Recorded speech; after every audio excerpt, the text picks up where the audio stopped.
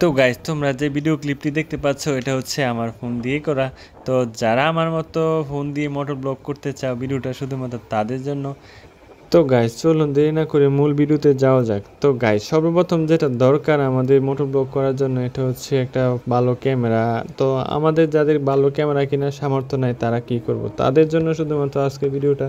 তো যে ভিডিওটা দেখতেছো এটা আমার ফোন দিয়েই করা, যেটা -5 দিয়ে একটা ভিডিও। তো মোটামুটি ভালোই হয়। তো দেখেন একবারে প্রফেশনাল না হইলেও মোটামুটি কিন্তু অনেকটাই ভালো।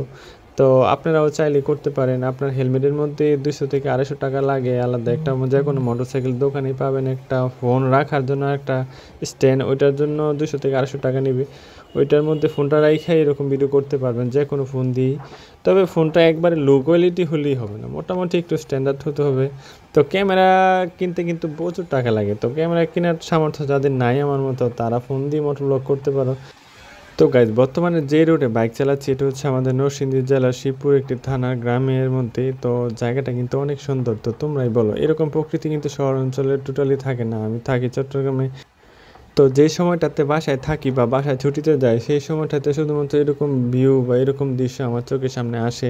তো এখানে থাকলে তো শহরে প্যাপো শব্দ, খালি গাড়ির অবস্থা খুবই ভয়াবহ, মাথা টাথা নষ্ট হয়ে যায় এই শব্দে। আমার শহর অঞ্চলে টোটালি ভালো লাগে না, শুধুমাত্র জীবিকার তাগিদে থাকার লাগে বাসা থেকে একটু দূরে। আমার কিন্তু গাইস আসলে গ্রামই ভালো লাগে।